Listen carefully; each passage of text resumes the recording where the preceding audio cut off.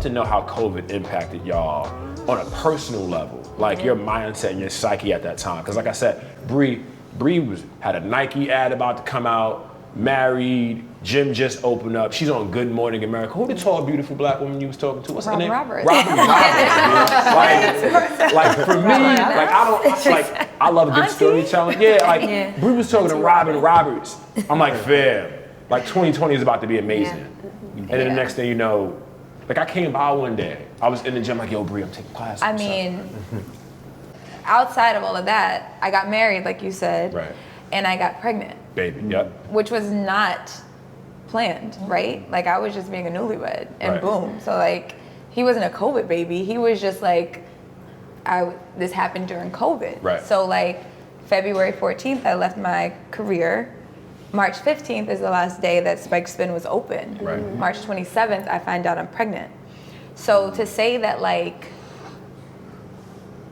although the entire world was going through it, I took it so personally. Right. Like I would be lying if I was like, I was so positive. I was like in my house like, okay God, you know what? Right. If you don't want me to be your child, then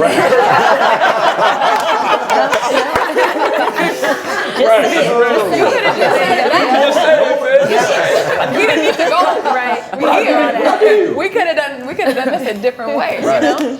And I was literally distraught. Right. You know, like I can't even articulate what that was like for me, because outside of the fear of what's going to happen with this business, it's like I'm bringing a child into the world without knowing what's happening with this business, without knowing how can I feed this kid. Is my business going to rebound? Should I use the money that we have saved that was for 2020 to go crazy to now, like, does he need a college fund? Like, you know, like, I'm like, well, you know, every negative feeling is what overwhelmed me. And then when everyone else was pivoting and everyone else was able to quickly say like, oh, I'm going virtual, I'm going here, I couldn't even rally my team because I was physically ill. Right. Like had the worst beginning trimester of my pregnancy, like the worst. And so when everybody else was like, oh, jump on my Zoom, jump on my TikTok. Dude, I was like laying in the dark with a blanket over my face, like yelling at my husband. I'm like, are you cooking garlic? You know, like I just was like, literally did not want to be here. Right. Like it was one of those feelings where I'm like, I don't want to be here, God. Like, I don't know what that means. Like, I don't know if I don't want to be here in life. I don't know if I want to be in this space, but like, I don't want to be here. Right. And so it was hard, you know, like even people were calling me, I couldn't answer the phone. I was blocking everyone on Instagram because it's like, I don't want to share so much, you know, like this is the worst part of my life that I've ever seen. And I don't feel like telling you about the fact that I'm sick and then like it's all of the things, you know? So I think 2020 was at the top of every year, I give myself a word. Now I'm giving myself a sentence. Because my word for 2020 was epic, with no other context. My word was just epic, right? And I said, all right, God, you play. Like, you need me to put, I want this to be an epically great, right? You know, like, you gotta add all the words. So, I started off amazingly, and I went through everything terribly, but I feel like it was very needed. What comes to mind when I think about self-care? Mental health for me, like that more than ever. Ja, you talked about that openly, like for the first time, I would say, For the first time. I'm usually a head down and go type of person, next play, but the last like 18 months for me has just been a lot going on with business and family and just trying to navigate and seeking a therapist and like really becoming one with my feelings, being a little more expressive has been like the best thing ever. I feel way lighter, like my shoulders don't feel as heavy. I'm sleeping better most times, like, you know, but I've also learned how to talk to people and be okay with expressing myself and not having to be like that macho, like I can do anything, you know, and that type of deal. So. Right. One, it's not easy to admit that you need that kind of help. Like, as a man, one, because of all the things it comes with. As a black man, two, because of all the things it comes with. As a black man from Harlem.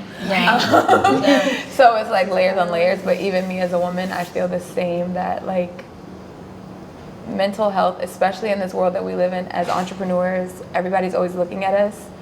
they have so many assumptions, right? Like if I saw you, I would never have thought that anything was wrong. Just like when people see me, they think whatever their perception is. They have no idea of if I say like I don't have the bandwidth, I don't have the time, and I shouldn't have to go through, well, I just had an anxiety attack because my mom, you know, it's like, I hate that you have to even put that onto it, so.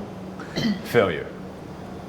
It's not an option. Inevitable. It's not a failure. It's not failure. It's just like an opportunity for growth. It's experience. You have to define what success is for you first. You know, if you're letting other people determine what success means for you, then they can determine if you're failing or not. Right. So you have to have that conversation with yourself, like, what is success to me? And nobody can tell you failed anything. True. You know? So that's really how I see it. I think failure is when you quit. That's the ultimate failure. Right? If you can always come back from something, you can see a learning experience. Right? You haven't failed. Right? But if you just quit altogether, then that's where you get like, you know, you didn't even try, or you didn't give it your all. Yeah. Also, like, normalize kind of starting over. You know, some people like.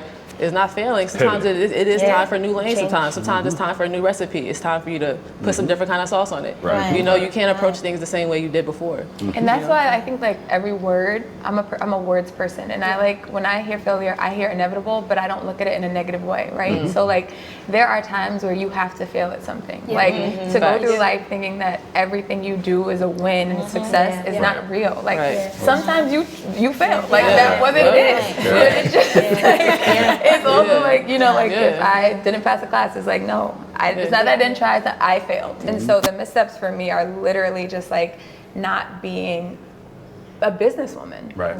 It was too much of being a community woman and a trainer and loving and therapy and the parts of the business that make you want to start the business, you know, but they're not the parts that are going to allow you to sustain grow. Your business. It's like no one told you that when you got your NASM, B. No one brought that up. Like no one said, hey, after you open up your show, first thing you might want to do is get an accountant and a good lawyer. No, that part. No one, not a soul, right? And if you don't do that, I promise you, it's going to have and cause a level of learning that will have an impact that could potentially be like detrimental to your business and waste a lot of money. And what's crazier is that I come from a business background. Right. And when I was negotiating contracts on behalf of Apple or Samsung or T-Mobile, or I'm like, nah, on it. Red line. You know, I'm like, this ain't flying. Like, the money's not adding up. Then when it came to Spiked, I was like, oh, is that all you can give? Okay, I'll just I need you so much. You know, it's like, who are you? Like, I had to really like teach myself and feel okay with like, you are still a businesswoman. Right. You know, like you are still an entrepreneur. You know, and I had to like build that muscle and really work the muscle in order to now operate. Yeah, so that's the point, right? So we do it all, but at what cost? Right. Because I mean, my story is I was working like crazy, and I went out for a bike ride. I was just tired. Didn't realize there was a pothole in the streets out in Jersey where I have a house, and hit a pothole, threw me out in front of a Ford Escape, and so I'm lucky I'm here. Yeah. And I knew that was like the wake-up call. Right. Hired some business coaches, and they said, you know, you're doing all this work, but at what cost? Right. Right? Because it almost costs you your life. But at the same time, if you can take the short-term pain of hiring somebody for $12 an hour, because we know that you're worth more than $12 an hour, if you take that hour and sit down and write out 5 ideas that's gonna make you some extra money, and then go take another 3 hours and do that for what you know. So your job is to try to work more on the business instead of working more in the business. And it was about a year of pain where I was not making as much as I thought I could if I were doing it all on my own, because I had hired other people. But at that point, I'm like sprinting, trying to get those new ideas of that. And you just deplete yourself, and then you can't really show up fully to any relationship that you have. I can't be who I need to be for my partner, for my business partner, my romantic partner, to the staff. Like friends, if I'm teaching, family. friends.